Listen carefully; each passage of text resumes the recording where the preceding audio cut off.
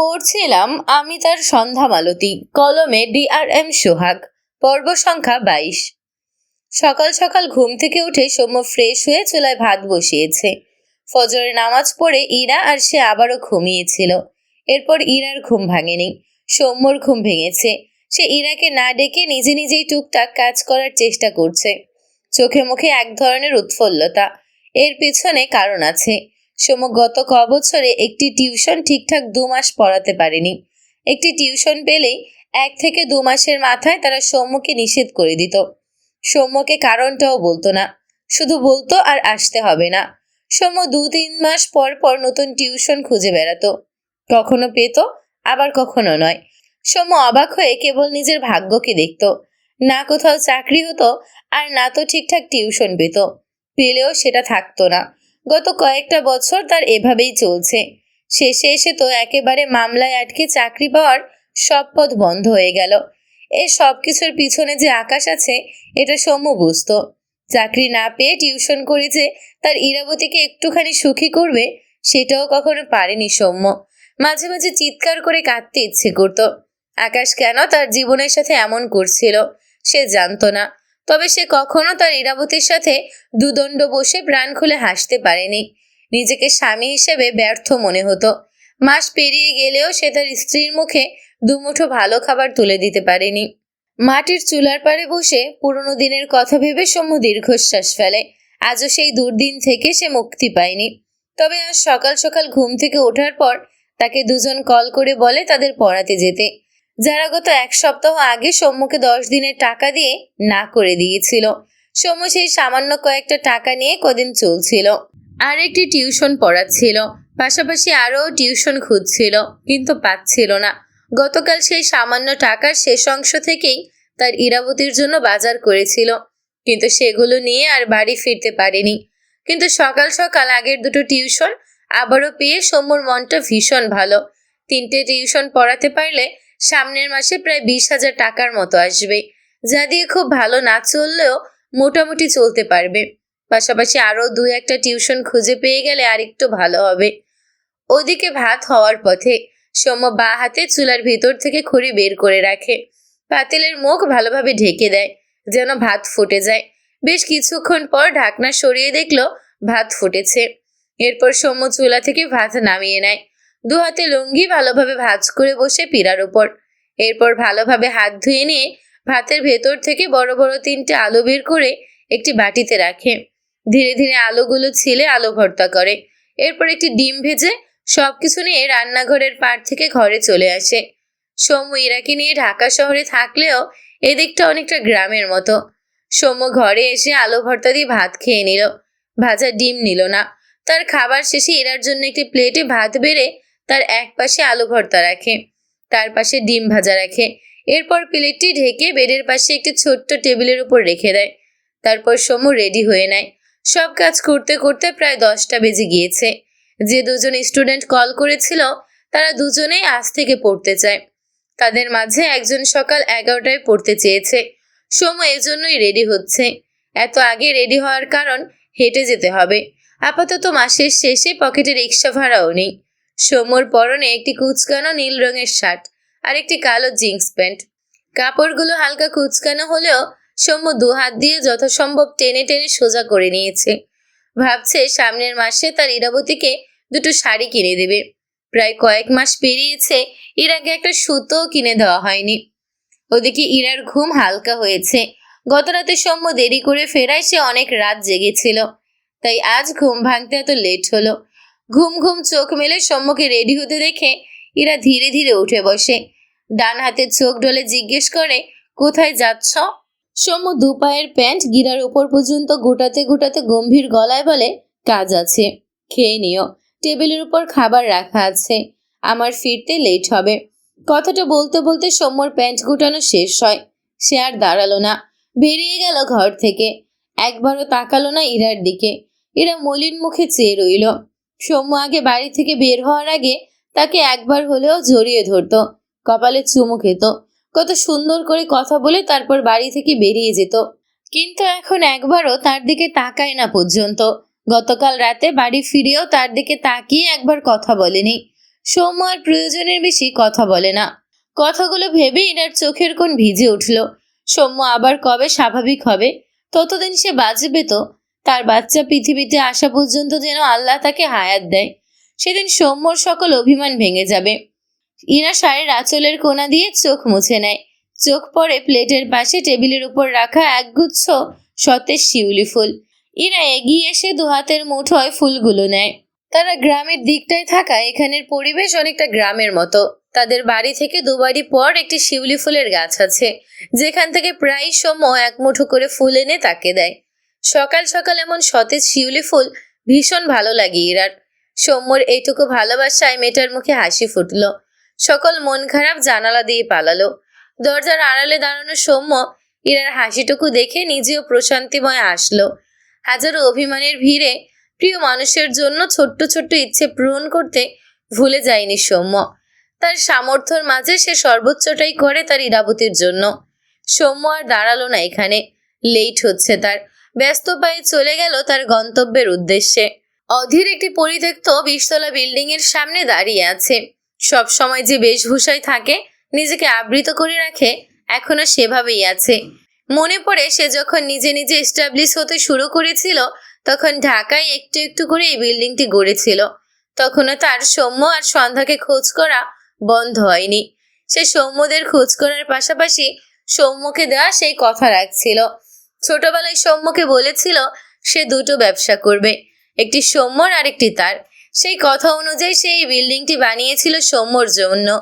Company গড়েছিল সৌম্যর জন্য। উদ্দেশ্য ছিল যেদিন সৌম্য সন্ধ্যাকে খুঁজে পাবে, সেদিন সৌম্যকে এই কোম্পানি বুঝিয়ে দিবে। তবে অবশ্যই সৌম্যর সাথে সব ঠিকঠাক করার আগে সৌম্যকে শাস্তি দেবে। এত বছর তার সাথে দূরত্ব তৈরি করার জন্য, তার সন্ধ্যা প্রাণকে তার থেকে দূরে রাখার জন্য। তবে সে খুব বেশি কিছু বলবে না বলেই ঠিক করেছিল।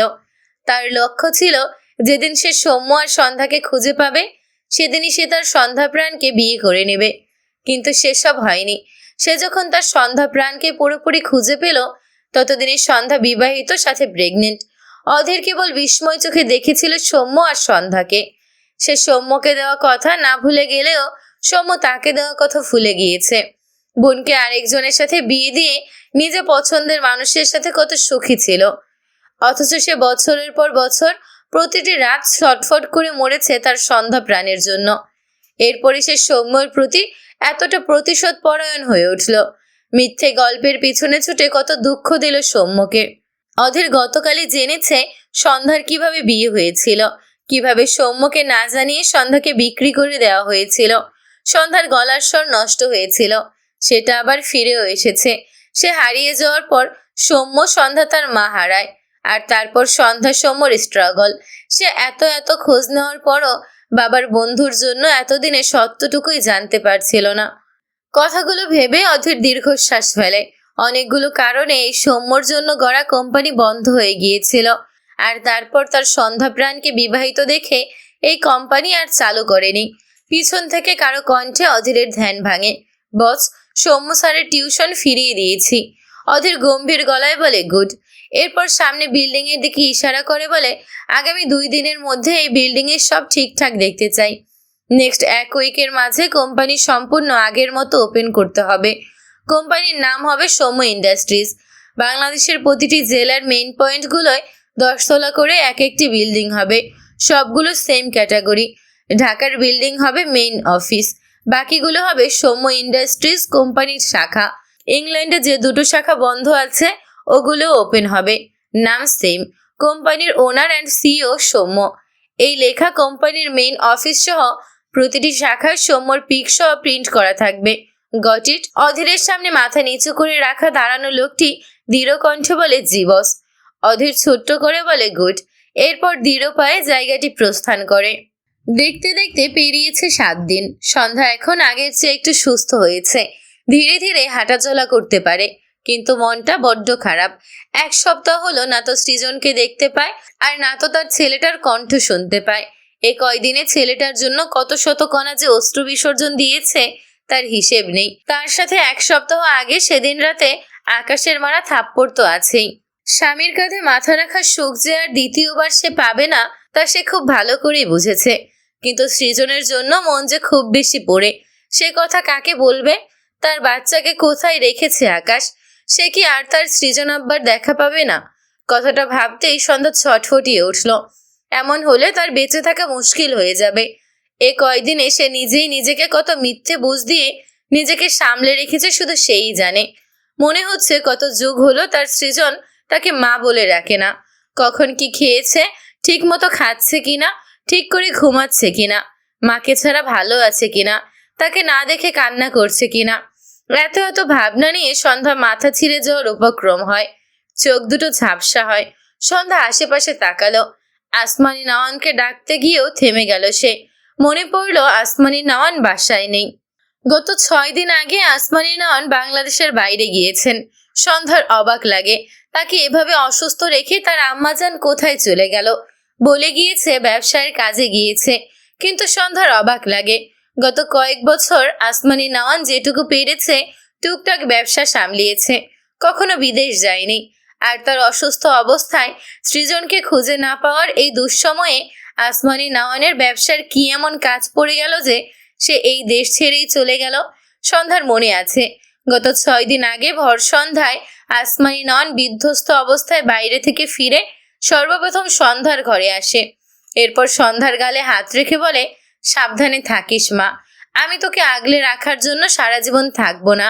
এতদিন যেভাবে শক্ত থেকেছিস, আমি না থাকলেও সেই রকমই থাকিস।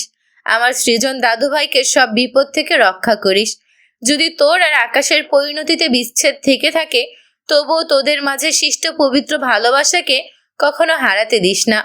একটা কথা সবসময় মনে গেঁথে রাখবি জান্নাত, সহজ সরল মানুষ সবার নিশানা। আর তাই সবসময় আমার দৃঢ় প্রাচীরের ন্যায় সাহসে জান্নাত হয়ে বাঁচবি। কেউ যেন তোকে ভাঙতে না পারে।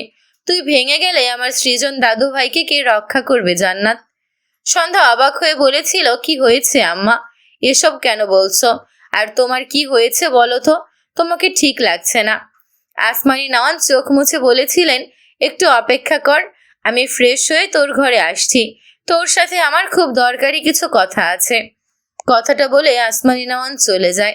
সন্ধ্যা অপেক্ষা করতে করতে রাত 12টা বাজিয়ে ফেলে, অথচ আসমানি নওয়ানের দেখা পায় না। অসুস্থ হওয়ায় বিছানা থেকে নামতে পারছিল না। সে ফোন হাতে নেয় আসমানি নওয়ানকে কল করার জন্য, কিন্তু নোটিফিকেশন চেক করলে দেখে আসমানি নওয়ানের নাম্বার থেকে একটি ছোট্ট মেসেজ এসেছে।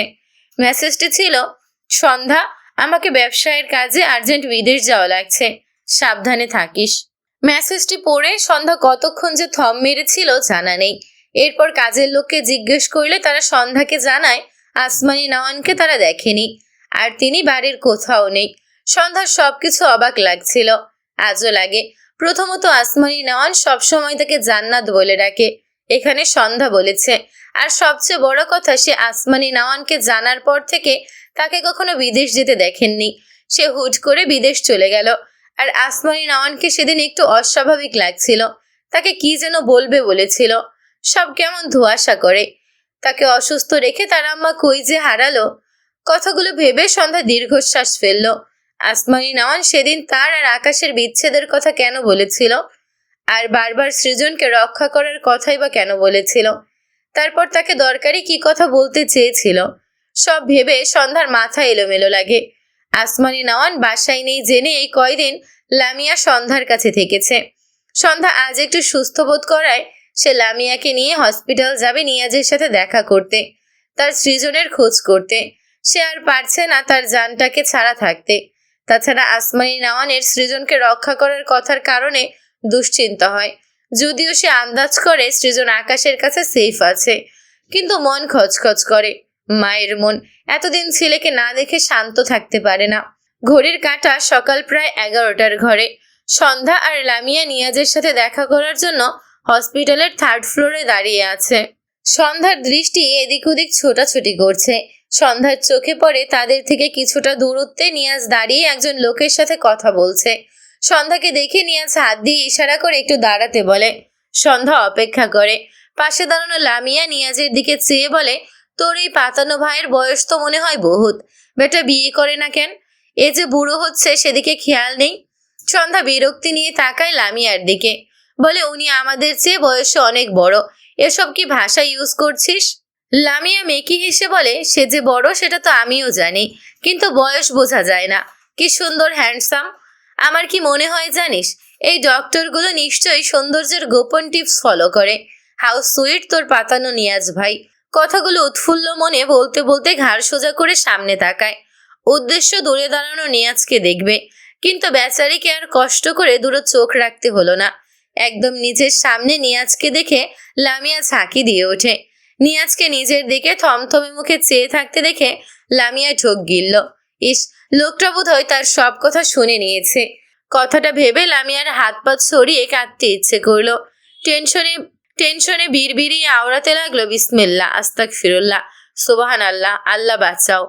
লামিয়াকে এভাবে বিড়বিড় করতে দেখে নিয়াজ ভ্রুকুচকে জিজ্ঞেস করছে, কি বলছো? লামিয়া ঢোক গিলে অসহায় কণ্ঠে বলে, সরি সন্ধ্যার ভাই, আমি ভুল করে আপনাকে হ্যান্ডসাম আর সুইট বলে ফেলেছি। আসলে আপনি বুড়োই। লামিয়ার কথা শুনে নিয়াজ হতভম্ব হয়ে বলে, মানে? লামিয়া কাঁদো কাঁদো মুখ করে তাকায়। ইয়া আল্লাহ, সে এমন ভুলভাল বলছে কেন? এদিকে পাশ থেকে সন্ধ্যা লামিয়ার অবস্থা দেখে কপাল চাপড়ায়। সে ডান হাতে লামিয়ার মুখ চেপে ধরে নিয়াজের উদ্দেশ্যে বলে, ভাইয়া, ওর কথায় কিছু মনে করবেন না, ও একটু বেশি কথা বলে। নিয়াজ এই নিয়ে আর কিছু বলল না। সে দৃষ্টি সরিয়ে নেয় লামিয়ার থেকে। এরপর সন্ধ্যার উদ্দেশ্যে বলে, বুঝেছি, বাচাল নিয়ে চলাফেরা করো তুমি। সে যাক, কিছু বলবে? সন্ধ্যা আর চোখে লামিয়ার দিকে তাকালো। দেখলো লামিয়া নিয়াজের দিকে রেগে তাকিয়ে আছে। লামিয়াকে কেউ বাচাল বললে সে অনেক রেগে যায়, যেমনটা এখন হয়েছে। সন্ধ্যা আপাতত এসব পাত্তা দিল না। সে লামিয়ার মুখ চেপে ধরে রেখেই নিয়াজের উদ্দেশ্যে অসহায় কণ্ঠে বলে, ভাইয়া, আমার সৃজন কোথায়? কতদিন হয়ে গেল ওকে দেখি না। প্লিজ সৃজনকে আমার কাছে এনে দিন ভাইয়া। তখনই পেছন থেকে আকাশ বলে ওঠে, নিয়াজ, সন্ধ্যা মালতী। এটুকু বলেই থেমে যায় আকাশ, দৃষ্টি সন্ধ্যার দিকে পড়লে। এদিকে সন্ধ্যা আকাশের দিকে থমথমে দৃষ্টিতে তাকায়। আকাশ ঢোক গিলল। নিয়াজ সামান্য ডান দিকে ঘুরে একবার আকাশের দিকে তাকায়, তো একবার সন্ধ্যার দিকে তাকায়। লামিয়াও ভ্রু কুচকে চেয়ে আছে আকাশের দিকে। তার মানে সন্ধ্যা সত্যিই বলতো, আকাশের স্মৃতি আসলেই ফিরেছে। এদিকে সন্ধ্যা দ্রুত পায়ে আকাশের সামনে গিয়ে দাঁড়ায়। শক্ত গলায় বলে, নাটকবাজ কোথাকার। আকাশ ঢোক গিলল, দৃষ্টি সন্ধ্যাতে। সন্ধ্যা আবারও বলে, আমার বাচ্চা কোথায়? আকাশ জিভ দিয়ে শুকনো ঠোঁট ভেজায়। নিজেকে সামলে দৃষ্টি ফোনে নিবদ্ধ করে গম্ভীর গলায় বলে, নেই সৃজন, দত্তক দিয়েছি ওকে। আর কতবার? বাকি কথা বলার আগেই সন্ধ্যা আকাশের কোর্টের কলার চেপে ধরে বলে, আমি ফিডার খাই না, সব বুঝি আমি। আপনার সব মনে পড়েছে, কিন্তু এখনো আমাকে অস্বীকার করছেন কেন? বিদেশের মাটিতে থেকে কি ধলা সাদা সুন্দরী মেয়েদের মনে ধরেছে, তাই বউ বাচ্চাকে স্বীকার করতে খুব প্রবলেম হচ্ছে আপনার, তাই না? আমি তো কালো মেয়ে, এখন আর আমাকে পছন্দ হয় না। আকাশ বিস্ময় দৃষ্টিতে তাকায়। বুকে চিনচিন ব্যথা হলো। পিছন থেকে নিয়াজ ধমক দেয় সন্ধ্যাকে, সন্ধ্যা, চুপ করো। সন্ধ্যা ঝাপসা দৃষ্টিতে চেয়ে আছে আকাশের দিকে। আকাশের কলার থেকে হাত সরিয়ে ভাঙা গলায় বলে, আমাকে স্বীকার করতে হবে না আপনাকে, শুধু আমার সৃজনকে আমার কাছে দিয়ে দিন। আপনি চাইলে ডিভোর্স দিয়ে দেন আমাকে। কথাটা শুনতেই আকাশ ডান হাতে সন্ধ্যার গাল শক্ত করে চেপে ধরে। রাগান্বিত দৃষ্টিতে তাকায় সন্ধ্যার দিকে। সন্ধ্যা ব্যথা পেয়ে চোখ মুখ কুঁচকে নেয়। আকাশ কিছু বলতে নেয়, তার আগেই নিয়াজ আকাশকে ডেকে ওঠে। আকাশ। আকাশের ভ্রম কাটে, তাকায় নিয়াজের দিকে। কিছু একটা ভেবে সন্ধ্যার গাল ছেড়ে দেয়, চোখ বুজে শ্বাস নেয়। এরপর চোখ মেলে আর সন্ধ্যার দিকে তাকায় না, আর না তো কোনো কথা বলে। সে বড় বড় পায়ে নিয়াজের রুমে গিয়ে গায়ের জোরে দরজা আটকে দেয়। এখানে দাঁড়িয়ে থাকা সন্ধ্যা লামিয়া কেঁপে ওঠে। সন্ধ্যার চোখ থেকে পানি গড়িয়ে পড়ে। নিয়াজ এগিয়ে এসে বলে, আমাকে ভরসা করো তো সন্ধ্যা। সন্ধ্যা ঝাপসা দৃষ্টিতে তাকায় নিয়াজের দিকে। নিয়াজ মৃদু হেসে বলে, অনেক তো অপেক্ষা করলে, আর 2 দিন অপেক্ষা করো, দেখবে সব ঠিক হয়ে যাবে। তুমি যা চাইছো তার চেয়ে অনেক বেশি কিছু পাবে। এখন বাড়ি যাও, তুমি এখনো পুরোপুরি সুস্থ না। কথাগুলো বলে নিয়াজ লামিয়ার দিকে তাকালে দেখলো লামিয়া চোখ বড় বড় করে তার দিকে তাকিয়ে আছে। সে একটু বিব্রত হয়। এই মেয়ে এমন অদ্ভুত কেন কে জানে। সে নিজেকে সামলে বলে, সন্ধ্যাকে বাড়ি পৌঁছে দাও। লামিয়া কোমরে হাত দিয়ে বলে, ও বাবা, বান্ধবী দেখে তার ঘাড়ে কাজ চাপাচ্ছেন কেন? আপনি তো সন্ধ্যার ভাই, নিজে পৌঁছে দিলেই তো পারেন, যত সব মুখে মুখে বলা পাবলিক। নিয়াজ লামিয়ার কথা শুনে হতভম্ব হয়ে যায়। এদিকে লামিয়া কথাগুলো বলে দম নেয়। আসলে তার আকাশের উপর রাগ হচ্ছিল তার বান্ধবীকে কষ্ট দেওয়ার জন্য, তাই তার বন্ধুকে একটু ঝেড়ে দিল। এরপর সে সন্ধ্যার হাত টেনে বাইরের দিকে নিয়ে যেতে যেতে নিয়াজকে মুখ ভেঙায়। নিয়াজ কি রিয়াকশন দেবে বুঝলো না।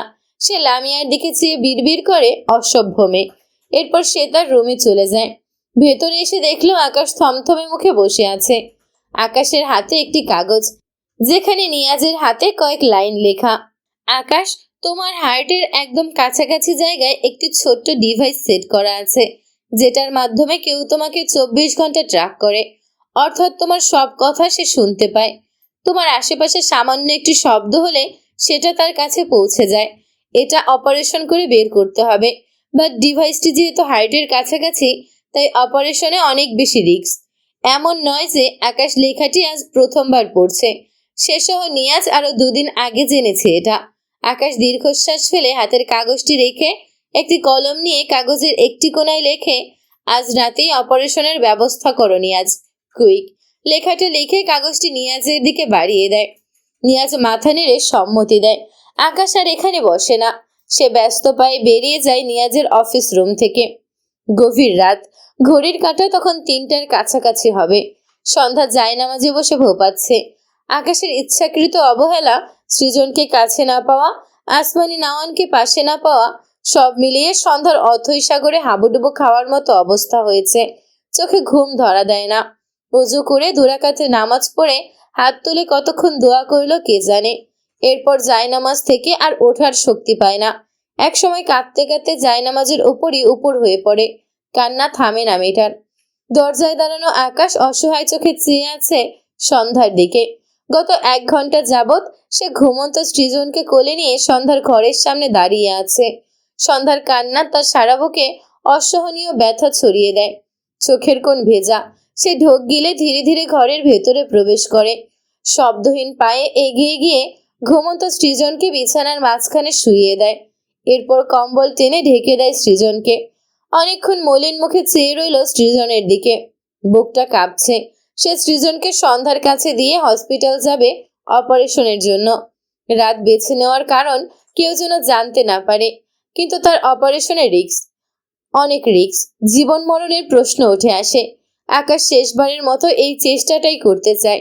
যদি মরে যায়, তবে তার সন্ধ্যা মালতী আর এই ফুলের মতো বাচ্চাটির সাথে আর কখনো দেখা হবে না। কথাটি ভাবতেই দম বন্ধ লাগলো। আকাশ নিজেকে সামলালো। সৃজনের কপালে ছোট্ট করে একটা চুমু খেয়ে সোজা হয়ে দাঁড়ায়। এরপর এগিয়ে এসে সন্ধ্যার পাশে দাঁড়ায়, যে মেয়েটা এখনো উপর হয়ে বুক ভাঙা কান্নায় ব্যস্ত। আকাশ ধীরে ধীরে সন্ধ্যার পাশে হাঁটু মুড়ে বসলো। হাতে একটি বক্স, যেটা একদম সন্ধ্যার পাশে রেখে দিল। এরপর শার্টের হাতা দিয়ে চোখ মুছে নিয়ে সামান্য ঝুঁকে সন্ধ্যাকে টেনে তোলে। সন্ধ্যা কিছু বোঝার আগেই আকাশ ডান হাতে সন্ধ্যার মুখ চেপে ধরে। সন্ধ্যাকে শক্ত করে তার বুকে চেপে ধরে। বাঁ হাতে সন্ধ্যার মাথা থেকে ওড়না ফেলে দিয়ে সন্ধ্যার গলায় মুখ গুজে দেয়। হঠাৎ এহেন কাণ্ডে কান্নারত সন্ধ্যা হতভম্ব হয়ে যায়। এক মুহূর্তের জন্য তার কান্না পুরোপুরি থেমে যায়। অন্ধকারের মাঝে কে তাকে এভাবে ধরেছে বুঝলো না। মুখ চেপে ধরা একটু শব্দটিও করতে পারছে না। সন্ধ্যা মুচড়ামুচড়ি করে, কিন্তু বিন্দুমাত্র সুবিধা করতে পারে না। 2 মিনিটের মাথায় সে নিজেই চুপ হয়ে যায়। সে চেনে আকাশের গায়ের গন্ধ। এটা যে আকাশ, সন্ধ্যা চিনতে অসুবিধা হলো না। সে বিস্ময় হলো, সাথে কিছুটা শান্তও হলো। টের পেল গলায় টপ টপ করে বৃষ্টির ফোঁটার ন্যায় পানি পড়ছে। সন্ধ্যার গা শিরশির করে উঠল। আকাশ নিজেকে সামলাতে চাইল, কিন্তু সে বোধহয় ব্যর্থ হলো। সন্ধ্যার গলা থেকে মুখ সরিয়ে সন্ধ্যার কানে ঠোঁট চেপে একেবারে শব্দহীন উচ্চারণ করলো, আমার সন্ধ্যা মালতী তুমি। সরি শোনাবো। আকাশের কথাটা ভীষণ আস্তে ছিল, যেটা আকাশ নিজেই শুনতে পায়নি। কিন্তু সন্ধ্যার কানের কাছে ঠোঁট চেপে বলায় কথাটা সন্ধ্যার কানে মৃদুভাবে বেজে উঠল। সন্ধ্যার পুরো শরীর ঝাঁকুনি খায়। 2 চোখ বেয়ে টপ টপ করে পানি গড়িয়ে পড়ে। ঠিক কতগুলো বছর পর আকাশ তাকে এভাবে জড়িয়ে ধরেছে। ঠিক কতগুলো বছর পর আকাশ তাকে সোনা বউ বলে ডাকলো। সন্ধ্যার বুকে অসহ্য ব্যথা শুরু হয়। সুখের ব্যথা এটা। সে কিছু বলতে চায়, কিন্তু আকাশ এখনো মুখ চেপে ধরে রাখায় সে কিছু বলতে পারে না। ভাবনার মাঝেই হঠাৎই আকাশ সন্ধ্যাকে ছেড়ে হন্তদন্ত পায়ে বেরিয়ে যায় সন্ধ্যার রুম থেকে। সন্ধ্যা বুঝতে পেরে তড়িঘড়ি করে উঠে দাঁড়ায়। এক প্রকার দৌড়ে বের হয় ঘর থেকে। আশেপাশে তাকিয়ে খোঁজে আকাশকে, কিন্তু কাউকে দেখতে পায় না। সন্ধ্যা এদিক ওদিক তাকিয়ে আকাশকে খোঁজে আর শব্দ করে ডাকে, আকাশ, কিন্তু কেউ সাড়া দেয় না। সন্ধ্যা হু হু করে কেঁদে ওঠে, ডান হাত কাপা অবস্থায় নিয়ে গলায় ঠেকায়, যেখানটায় আকাশের চোখের পানিতে ভিজে গিয়েছে। সন্ধ্যা কান্না মাখা গলায় আওড়ায়, আপনি আবার কোথায় হারালেন আকাশ? প্লিজ আসুন না আমার কাছে, আমার খুব কষ্ট হয় আপনাকে ছাড়া থাকতে। কাঁদতে কাঁদতে হঠাৎ সন্ধ্যার দৃষ্টি মেঝেতে পড়ে। পায়ের কাছে একটি বক্স পড়ে থাকতে দেখে সন্ধ্যা ভ্রু কুঁচকে তাকায়। কান্না থামিয়ে ধীরে ধীরে বসে বক্সটি হাতে নেয়। এরপর বক্সের ঢাকনা খুলে ভেতরে দেখতে পায় এক মুঠো খানিক সন্ধ্যা মালতী ফুল। ফুলগুলো একেবারে সতেজ তাজা, মনে হচ্ছে মাত্র গাছ থেকে ছিঁড়ে আনা হয়েছে। সন্ধ্যা অবাক চোখে চেয়ে দেখে। তার মনে পড়ে এক সময় আকাশ তাদের গ্রামে জমি কিনে নিয়ে সন্ধ্যামালতী গাছের বাগান করেছিল, কিন্তু সময়ের সাথে একদিন আকাশ নিজেই সেই বাগান অস্তিত্বহীন করে দিয়েছিল। আজ এই ফুলগুলো দেখে তার আর আকাশের কাজ ছাড়া আর কারো কথা মাথায় আসলো না। দু চোখ বেয়ে চোখের পানি অনবরত গড়িয়ে পড়ছে। এরপর সন্ধ্যা খেয়াল করে গোলাপি রঙের সন্ধ্যামালতী ফুলগুলোর মাঝে একটি গোলাপি কাগজ ভাঁজ করে রাখা। সন্ধ্যা ফুলগুলোর মাঝ থেকে কাগজটি হাতে নিয়ে বক্সটি কোলের উপর রাখে। ধীরে ধীরে কাগজটির ভাঁজ খোলে। হাতের বাহু ধরা চোখ মুছে কাগজের লেখাগুলো পড়তে শুরু করে। যেদিন থেকে আমার স্মৃতিতে আবারও সন্ধ্যামালতী অধ্যায় যুক্ত হলো, সেদিন থেকে আমি ভীষণ ভীতু হয়ে গেলাম। আমার সকল সাহস নিমিষেই ফুরিয়ে গেল। সন্ধ্যামালতীর সামনে তার শুভ্র পুরুষ রূপে দাঁড়ানোর সাহস ফানুসের ন্যায় হাওয়ায় উড়ে গেল। গত 1 বছর অনেক চেষ্টা করেছি আমার সন্ধ্যামালতীর সামনে দাঁড়ানোর সাহস জোগানোর। ভেবেছিলাম যেদিন আমার লক্ষ্যে পৌঁছে যাব, সেদিনই আমি আমার সন্ধ্যামালতীর সামনে তার শুভ্র পুরুষ রূপে বুক ফুলিয়ে দাঁড়াবো। কিন্তু আমি আজও সেই সাহস জোগাতে পারিনি সন্ধ্যামালতী। জেনে না জেনে তোমাকে শত শত কষ্ট দিয়ে আমি নিজের কাছেই লজ্জিত, ঘৃণিত, তিরস্কৃত, ধিকৃত, বিধ্বস্ত, ক্লান্ত, ভীষণ ক্লান্ত আমি। আমার কেউ নেই সন্ধ্যামালতী, সবাই পর হয়ে গিয়েছে। মা আমাকে দেখলে মুখ ফিরিয়ে নেয়। একটা বউ আর ছোট ভাই আছে যাদের চোখে আমি চক্ষুশূল, আর একটা বাচ্চা আছে যে আমাকে চেনেই না। আচ্ছা সন্ধ্যামালতী, আমার পাপ কি খুব বেশি ছিল, যে কারণে তুমি আমার বাচ্চাটাকে আমার একটা ছবি দেখিয়ে ভুল করেও কখনো বলনি, আব্বু এইটা তোমার বাবা? ভালো বাবার জায়গায় না হয় নিকৃষ্ট বাবা হিসেবে পরিচয় করিয়ে দিতে, তবুও তাকে জানাতে এই অধম তার এক হতভাগা আব্বু। আমার বাচ্চাটা জানে না বাবা কেমন হয়, সে তার বাবার নামটা পর্যন্ত জানে না। জানো সন্ধ্যামালতী, এসব দেখে আমার খুব কষ্ট হয়, বুক ফেটে যায়। যখন মনে হয় আমার সবাই থেকেও কোথাও কেউ নেই, তখন আমার সারা শরীরে কি অসহনীয় জ্বলন ধরে, তা কি করে বোঝাই তোমায়। থাক সেসব কথা, যেমন কর্ম করেছি তেমন ফল পাচ্ছি। আমার কর্মে তুমি পাহাড় সম দুঃখ ছাড়া সুখ পাওনি, আমি তা জানি সন্ধ্যামালতী। তবে তোমার দুঃখের কথা সবাই জানতো, তাই তোমার দুঃখ বেশি, কিন্তু আমার দুঃখের খোঁজ কেউ কখনো করেনি। অনেকে তো আমাকে অনুভূতিহীন ভাবে, যাদের মাঝে আমার সন্ধ্যামালতী অন্যতম। আল্লাহর কাছে শেষ আরজি, তিনি যেন আবারও আমাকে সব ভুলিয়ে দিয়ে নতুন করে তোমার নামে প্রেমের অধ্যায় গড়ার সুযোগ দেয়। নয়তো আমার মৃত্যুই হোক আমাদের সম্পর্কের সবচেয়ে সুন্দর সমাপ্তি, যেখানে থাকবে না আমার প্রতি কারো ঘৃণা, থাকবে না কোনো বিতৃষ্ণা। সবশেষে আমার বাচ্চা জানবে আকাশ ভিরাজ নাওয়ার নামে তার একজন আব্বু ছিল, যে মৃত। সৃজনের মুখে আব্বু ডাক শুনতে না পাই, সে আমাকে তার আব্বু হিসেবে চিনবে, এতেই আমি সার্থক। নিজের যত্ন নিও, সাথে আমার বাচ্চার। আর শোনো, তুমি ভীষণ সুন্দর সন্ধ্যামালতী। তোমার গায়ের রং শ্যামলা বলে আমার পছন্দের তালিকায় এই রংটা একদম শীর্ষে স্থান পেয়েছে। আমার সন্ধ্যামালতীর গায়ের রং নিয়ে আর কখনো কটাক্ষ করে কথা বলো না। বিশ্বাস করো, ভীষণ কষ্ট হয়, বুক জ্বলে যায়। তোমার শুভ্র পুরুষের দৃষ্টি তার প্রিয় শ্যামলা গরনের মায়াবতী সন্ধ্যামালতী ছাড়া আর কারো উপর আটকায় না। আমার ব্যক্তিগত সন্ধ্যামালতী, গত 1 বছরে তোমার জন্য খুব যত্নে গড়ে তোলা একটি সন্ধ্যামালতী বাগানের এক মুঠো সন্ধ্যামালতী সতেজ ফুলের ভালোবাসা তোমাকে। ইতি, তোমার শুভ্র পুরুষ। আকাশ মাত্র বাড়ি থেকে বেরিয়ে ব্যস্ত পায়ে এগিয়ে যাচ্ছে তার গাড়ির দিকে। হাতে খুব বেশি সময় নেই। ইতোমধ্যে নিয়াজ বেশ কয়েকবার কল দিয়েছে, কিন্তু পায়ের গতি চাইলেও বাড়াতে পারছে না। নিজেকে ভীষণ দুর্বল লাগছে। একটু পর পর ঝাপসা হয়ে আসছে দৃষ্টি, যা শার্টের হাতা দিয়ে মুছে নিচ্ছে বারবার আকাশ। বড্ড বুকে ব্যথা করছে, ভীষণ শূন্যতা কাজ করছে। মায়ের সাথে দেখা করতে না পারার কষ্টের পরিমাণ বহুগুণ বেড়েছে। সে জানে না মা কোথায় গিয়েছে। মা তার উপর ভীষণ অভিমান করেছে। কতদিন হয়ে গেছে তার সাথে কথা বলে না। সাথে তার সন্ধ্যা মালতী আর তার একমাত্র জান বাচ্চা সৃজনকে রেখে মৃত্যুর দিকে ধাবিত হওয়ার যন্ত্রণা হু হু করে বেড়েই চলেছে। আকাশ এত চাপ সহ্য করতে না পেরে দাঁড়িয়ে যায়। ঝাপসা দৃষ্টি জোড়া মাথার উপর উন্মুক্ত আকাশপানি রেখে শ্বাসকষ্টের রোগীর ন্যায় শব্দ করে ডেকে ওঠে, আল্লাহ।